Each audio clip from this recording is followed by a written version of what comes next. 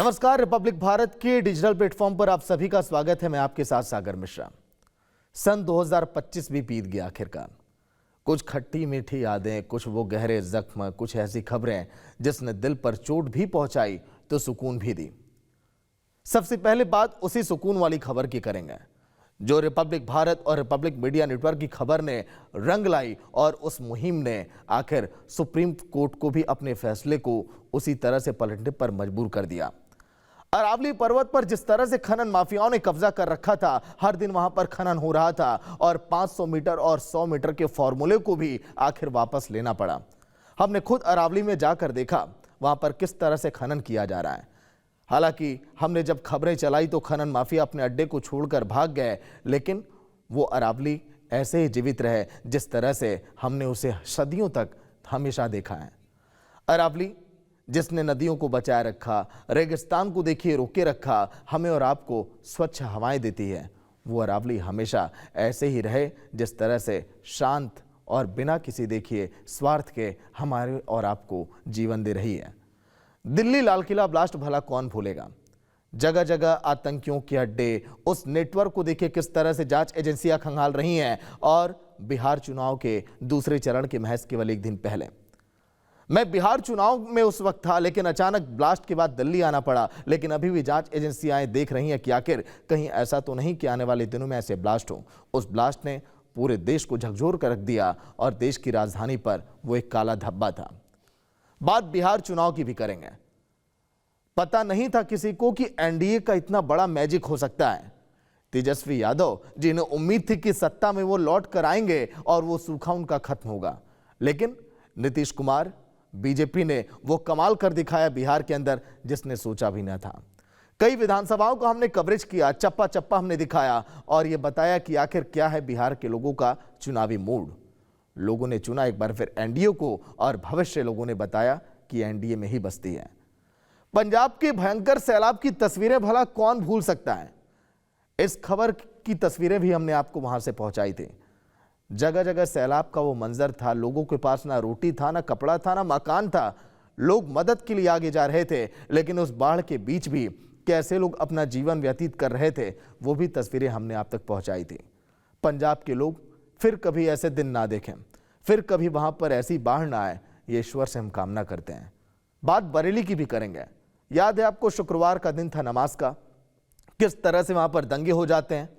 तौकीर रजा तमाम उनके करीबी जो एक हफ्ते पहले बैठकर ये प्लानिंग बनाते हैं कि आखिर कैसे बरेली को दंगे की आग में झोंका जाए, लेकिन तौकीर रजा उनके एक एक करीबियों पर, उन अवैध ठिकानों पर इस समय हर दिन बुलडोजर चल रहा है। बुलडोजर चलने के बाद अब उन देखिए जो भी वहां पर लोग थे, जो लोग यहां पर शामिल थे इस पूरे दंगे में, उन पर लगातार एक्शन लिया जा रहा है। बात काठमांडू की करेंगे। जेनजिक के आंदोलन ने किस तरह से नेपाल को एक नई दिशा दे दी। सत्ता से बताइए, जो लोग बैठे थे उन सत्तासीन लोगों को वहां से जाना पड़ा। वहां के गृह मंत्री की बात करें, पीएम की बात करें, किस तरह से देश छोड़कर भाग गए और जेनजी ने बता दिया कि हमारी ताकत क्या है। ऐसे में काठमांडू में, नेपाल में जो हालात पैदा हुए, जब मैं वहां पर एयरपोर्ट पर पहुंचा और जब एयरपोर्ट पर आग लगा दिया गया, वो मंजर वाकई में कभी नेपाल ना देखे जो मैंने वहां पर देखा। धराली त्रासदी, ये त्रासदी भला सन 2025 की कौन भूलेगा, जिसमें सैकड़ों जानें आज भी मलबे में दबी हैं। चीख पुकार लोगों की मच गई। धराली की जब मैं त्रासदी करने के लिए कवरेज में निकला था तो जगह जगह मुझे कई सारी परेशानियों का सामना करना पड़ा। यकीन मानिए 40 किलोमीटर के पहाड़ थे, ना रास्ते थे, ना कुछ था, जंगल थे, नदियां थी। उन रास्तों को पार करके मैं धराली गया और त्रासदी के बाद वहां पर त्राहिमाम था। लोग अपनों को तलाश रहे, खोज रहे आज भी कि कोई तो मिले, लेकिन अफसोस वो सब लोग वहां पर उस मलबे में जमीन में दफन हो गए जो लगभग 4-4 फ्लोर यानी कि लगभग 50 फीट, 80 फीट, 100 फीट जो वहां पर मलबा एकत्रित हो गया है।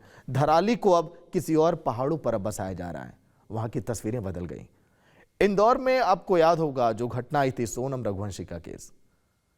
राजा जिस तरह से उसको मौत के घाट उतारा गया, सोनम ने जिस तरह से उसको मौत की नींद सुलाई घूमने के बहाने, ये काफी चर्चाओं में थी। मुस्कान, सोनम, ये कुछ ऐसे केस हैं इस साल के जिसको मैंने करीब से देखा और लोगों ने कहा कि ऐसी पत्नियां ना हो तो बेहतर है, और किस तरह से मौत की नींद सुला दी गई। अहमदाबाद प्लेन क्रैश, इंदौर की कवरेज के दौरान जब मैं सोनम के घर पे था तभी अचानक से अहमदाबाद में यह हादसा हो जाता है। प्लेन क्रैश हुआ जिसमें करीब 240 लोगों की जान चली गई। हर तरफ त्राहिमाम था। वहां पर लोगों की लाशें जो है ना पूरी तरह से कंकाल बन गई, कोई पहचान में नहीं आया। 3 से लगभग 4-5 दिन लग गए डीएनए सैंपल को मैच करने में। एक शख्स जिंदा बचा। ना जाने उसको क्या वरदान मिला था, लेकिन ऐसा प्लेन क्रैश दुनिया कभी ना देखे, क्योंकि दुनिया के सबसे बड़े हादसों में से ये एक है।